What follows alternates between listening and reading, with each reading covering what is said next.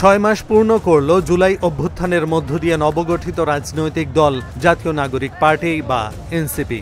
সম্প্রতি দলের নেতারা সারা দেশে সভা সমাবেশ করেছেন, পদযাত্রা করে মানুষের কাছে তাদের কথা বলতে চেয়েছেন। গোপালগঞ্জে সমাবেশ করতে গিয়ে বড় সহিংসতাও হয়েছে। এক পর্যায়ে সেনাবাহিনীর আর্মড ভেহিকেলে করে সেখান থেকে কেন্দ্রীয় নেতাদের ফিরতে হয়েছে।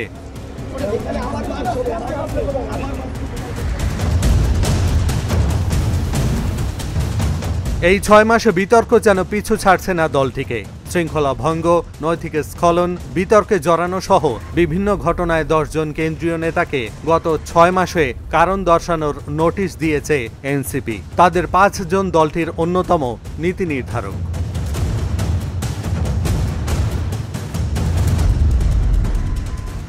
গত 28 ফেব্রুয়ারি আত্মপ্রকাশ করে এনসিপি। 2 মাসের মধ্যে দলটির যুগ্ম সদস্য সচিব গাজী সালাউদ্দিন তানভীরের বিরুদ্ধে জেলা প্রশাসক নিয়োগে তদবির ও হস্তক্ষেপ এবং এনসিটিবির বই ছাপার কাজে কমিশন বাণিজ্যে জড়িত থাকার অভিযোগ ওঠে।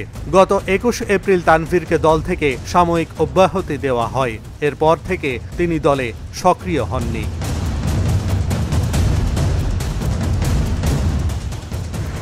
গত মে মাসে সমন্বয়ক পরিচয়ে মব সৃষ্টির ঘটনায় পুলিশ 3 ব্যক্তিকে আটক করলে ধানমন্ডি থানা থেকে তাদের ছাড়িয়ে আনেন এনসিপির জ্যেষ্ঠ যুগ্ম মুখ্য সমন্বয়ক আব্দুল হান্নান মাসুদ।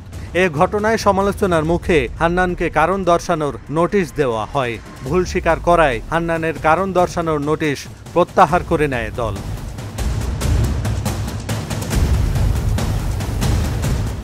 সর্বশেষ জুলাই গণঅভ্যুত্থানের বার্ষিকীতে গত 5 আগস্ট কক্সবাজার সফরের ঘটনায় এনসিপির শীর্ষ পর্যায়ের 5 নেতাকে শোকজ নোটিশ দেওয়া হয়। তারা হলেন নাসিরউদ্দিন পাটোয়ারি, তাসনিম জারা, সার্জিস আলম ও হাসনাত আব্দুল্লাহ। কক্সবাজারের ঘটনায় দলের যুগ্ম আহ্বায়ক খালেদ সাইফুল্লাহকেও শোকজ করা হয়।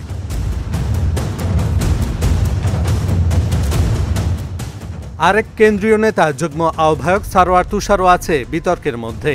দলের নারী নেত্রী নীলা ইসরাফিল একবার অভিযোগ করেন তুষার তাকে অনৈতিক প্রস্তাব দিয়েছেন। সারোয়ার তুষারের সঙ্গে তার কথোপকথনের একটি অডিও সামাজিক যোগাযোগ মাধ্যমে ভাইরাল হয় জুন মাসে। সামাজিক যোগাযোগ মাধ্যমে ওঠা নৈতিক স্খলনের অভিযোগের বিষয়ে দলের যুগ্ম আহ্বায়ক সারোয়ার তুষারকে কারণ দর্শানোর নোটিশ দেয় এনসিপি। পরে নীলা নিজেই দল ছেড়ে দেন। গত 28 জুলাই নিজের ভেরিফাইড ফেসবুক আইডিতে এনসিপি ছেড়ে দেওয়ার বিষয়ে লেখেন, আমি নৈতিকতা বেছে নিচ্ছি, দুর্বৃত্ত রাজনীতি নয়। এনসিপি একটি রাজনৈতিক দল যেখানে অপরাধীর বিচার হয় না, যেখানে একজন নারীকে হেনস্থার পরেও অপরাধীর পক্ষে নীরবতা পালন করা হয়, সেই জায়গায় আমি এক মুহূর্ত থাকতে পারি না।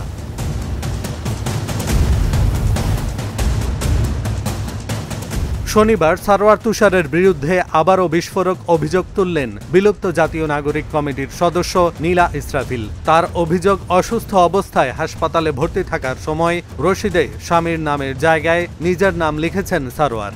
নীলা বলেন, আমি বারবার বলছি, যদি আমার কাছে আন্তরিকভাবে ক্ষমা বা অনুশোচনা প্রকাশ করা না হয় তাহলে আমি তুষারের নগ্ন ভিডিও জনসম্মুখে প্রকাশ করতে বাধ্য হব। Dhaka journal news desk.